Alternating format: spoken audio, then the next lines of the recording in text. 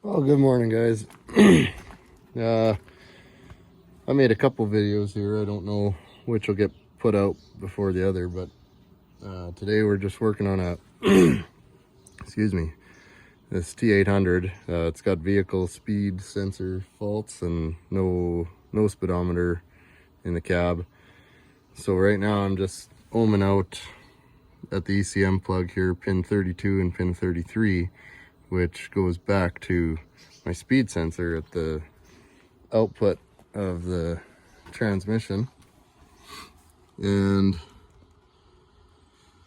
well, I don't have any continuity, so my next step that I want to do is just unplug at my speed sensor and short those wires together and then see if I get continuity back.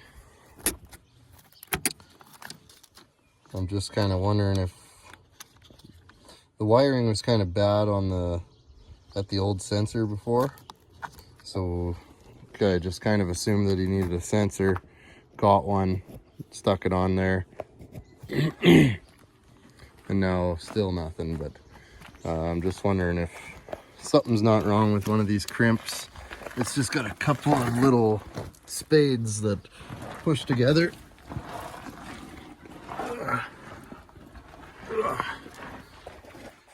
Yeah, so there's the speed sensor up there, and it's got this short little jog on it here, and then these little push connects, little spades here. So I'm wondering if there's something wrong either here or there's something wrong in the wire going up to the ECM. But for us to not have any continuity up there, either our switch is open right from new, or these wires, one of them are open. So I hooked it up with the laptop and then went for a drive, and we still had no vehicle speed. So then I knew, you know, it's not a problem from the ECM up to the speedometer, but more so a problem from back here to the ECM. So I'm gonna unplug these, short them together, and then we'll see what our continuity does from there. All right, so that's what I got in my wiring. This is just a loop. So now we'll see what it's reading up at the ECU connector. Oh.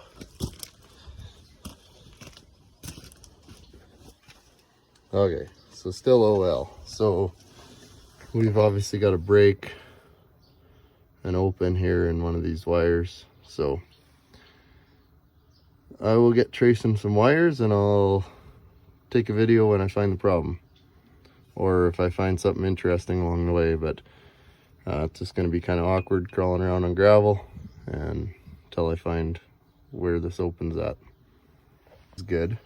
So I'm in pin 33 there, and then I just have it on the other end there, and we got 0.3 ohms, so that's a good wire. So then basically just come out of here, go into pin 32, and then we'll get on the wire. Okay, so OL on our pin 32 wire. So you can see I'm just in there just like I was on the other one. So now we know which wire is open. So now it's just a matter of going through. The only thing I don't get is it's in this 2-wire pack here, you know, so for just one wire to be damaged, it's kind of odd. So I'm kind of thinking it's going to be right in that crimp up there where that little spade is crimped on. Just do some wiggling here and see if we can regain continuity maybe. Yeah, it's not moving there. Might have to cut some zip ties here and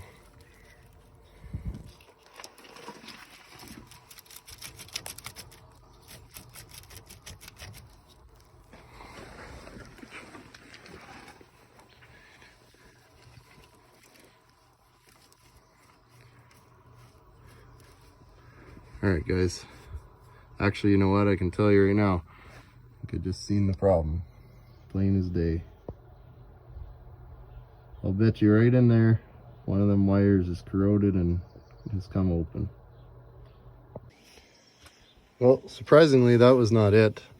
So I'm on this white wire, pin number 32, and so down here, that's not actually really broken. It's just the little outer sheathing is busted off, but the wires are not broken or bare. But then there's another spot up here where it's rubbed, and the wires there are exposed. But when I probe them, I got continuity. I got continuity there, and I got continuity on this other bare spot there. So that tells me the problem is further back. I'm probably going to go ahead and just cut that other eyelet off and see what we have for continuity on the bare wire without an eyelet on there. And maybe it's just as simple as that. So, all right, let's see what we get. Well, here I am connected to just the end of this wire. I just cut that spade off. We still have no continuity. So obviously on that white wire, somewhere in this here, it's completely open. So I'm going to cut some of these zip ties and hopefully find something on here. Well, here I am connected to just the end of this wire. I just cut that spade off. We still have no continuity. So obviously on that white wire, somewhere in this here, it's completely open. So I'm going to cut some of these zip ties and hopefully find something on here.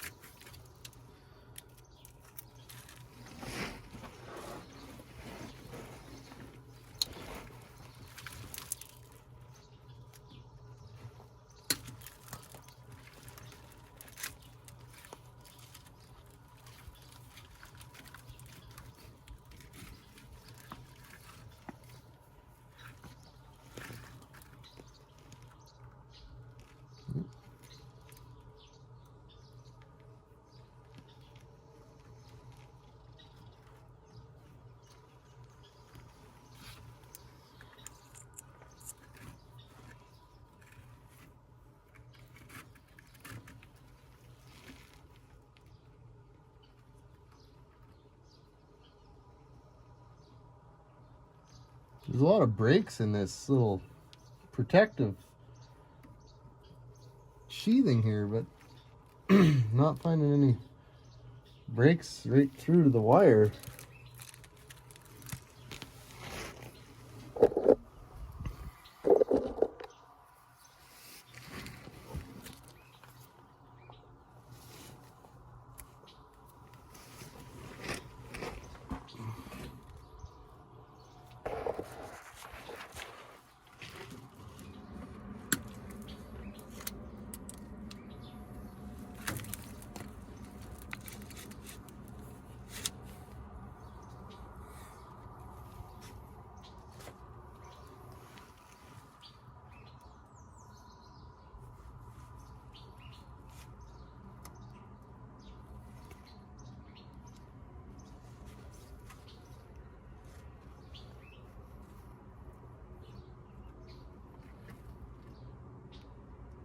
I'm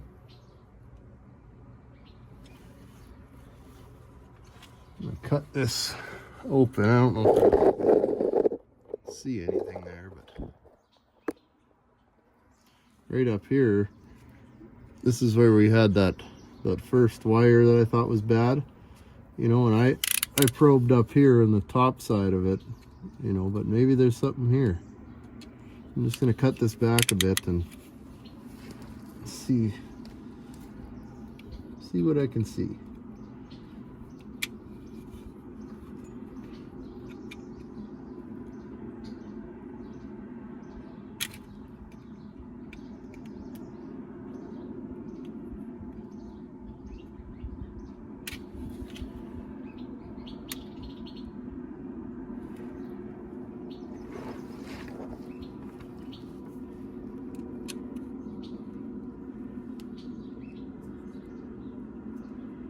Yeah, that looks pretty damn good. Huh. Well, where in the hell is this frickin' open at?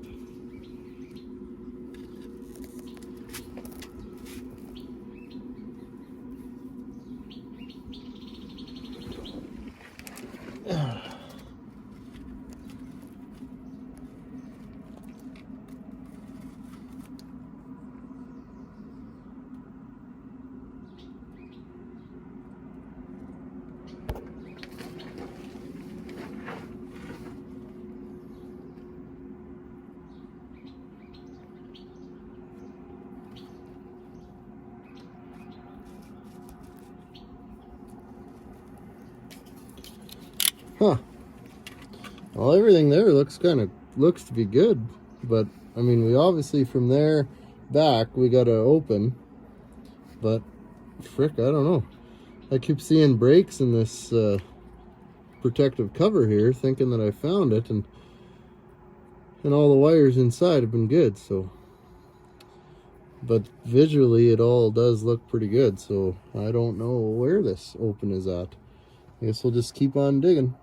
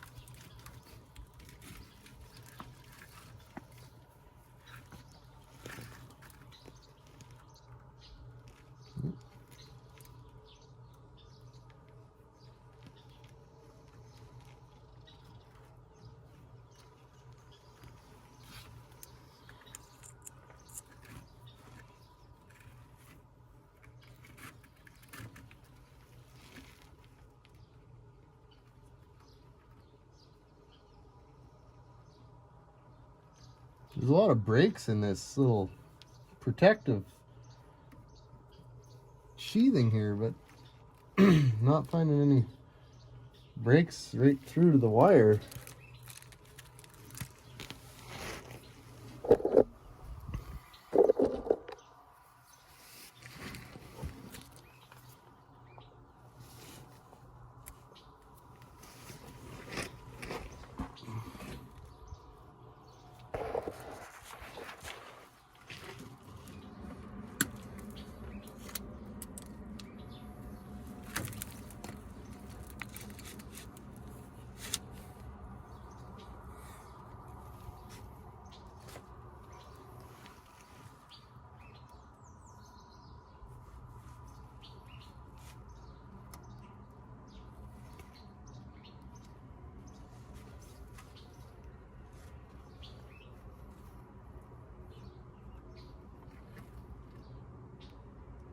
I'm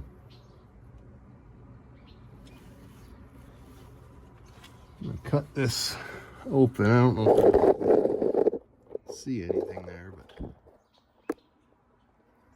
right up here, this is where we had that first wire that I thought was bad, you know, and I probed up here on the top side of it, you know, but maybe there's something here.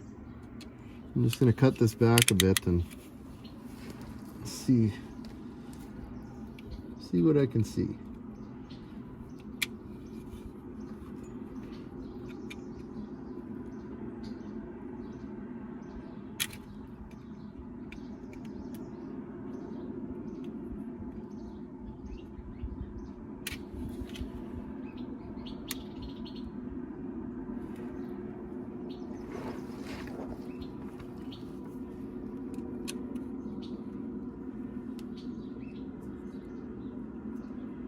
Yeah, that looks pretty damn good.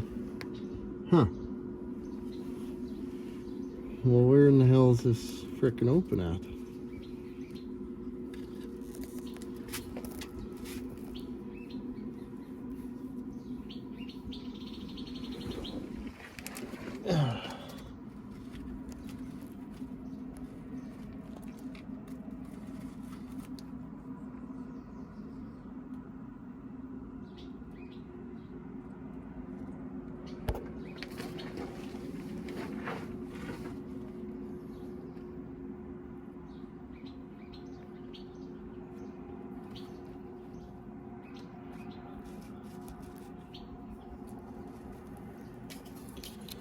Huh. Well, everything there looks to be good, but I mean, we obviously from there back we got to open, but frick, I don't know. I keep seeing breaks in this protective cover here, thinking that I found it, and all the wires inside have been good. So, but visually it all does look pretty good. So I don't know where this open is at. I guess we'll just keep on digging. Well, folks, we got the problem found. So this was a simple one in terms of the circuitry and the problem. So there you can see our rubbed wire. So it was just kind of sitting in here, and I just never got a good look at it. But anyway, that's the problem. So I've got this tool that I got given to me. It's one of them power probe short and open circuit detector tools, and just hang on a sec. Ugh. So I thought I'd use that. You know, they're supposed to be all the rage in that. It's this guy here. So this was given to me by a company, and they were like, we bought it thinking we'd use it, when we never have taken the time to figure it out, but yada yada yada. Anyway, so I thought, well, hey, this would be a good job to test this on. And anyways, basically you hook power up, right? So you hook the battery, and then you stick it on this pin, and then there's that little handheld receiver, and you just kind of go along your wires and check your circuit the whole way. And anyway, it could be that I'm still learning it, but anyway, I had a good signal on that tool clear back to the end where those spades go on. So it was telling me basically that it was a good wire the whole way. So I don't know, I kind of have a feeling, and this is just my thoughts, that, you know, those short and circuit detectors and oscilloscopes and, you know, things like that are used for troubleshooting wiring like this, they're kind of built for simplifying things or making them foolproof. But I feel like if you know how to use your voltmeter, then you don't need that stuff. I just kind of feel like that was kind of created for people that don't know how to use their meter. But like I said, that's just my own opinion, and it could be that I just need to play with this thing a little more. But anyway, that is what I found. So I'll get a butt connector on there, and then I'll catch up with you guys to let you know if that fixed the problem or not. Well guys, I guess I never showed it.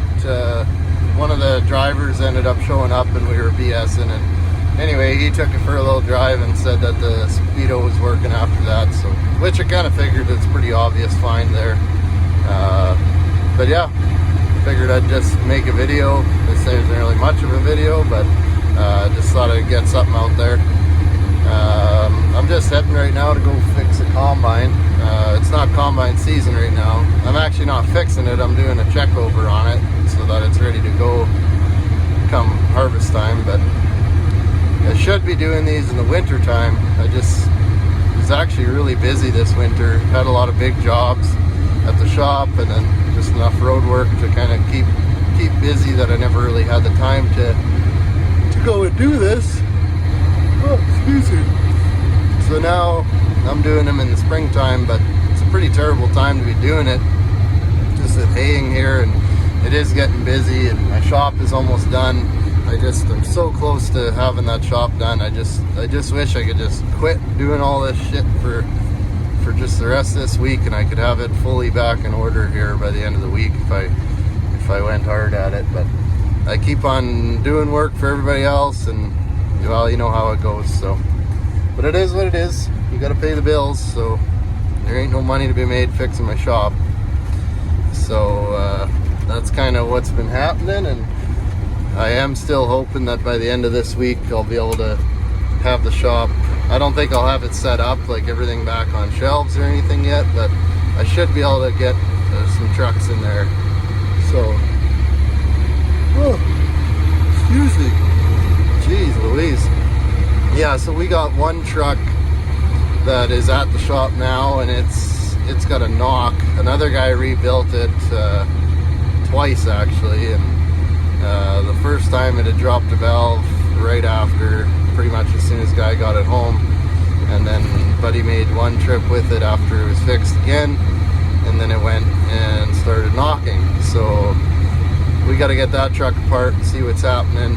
And then I got a John Deere that's coming to the shop that has coolant in the oil, and you can't get the pan off in frame, so we're probably gonna have to pull the engine and pressure test that cooling system with the pan off to see where it's coming from, see if it's a cylinder liner O-ring or a head gasket or what it is. It's a belt driven water pump, so it's not that, and we got no signs of oil in the coolant, so I don't believe it to be an oil cooler. But we could pull that oil cooler and test it, which would be, you know, more efficient than pulling the engine to start with.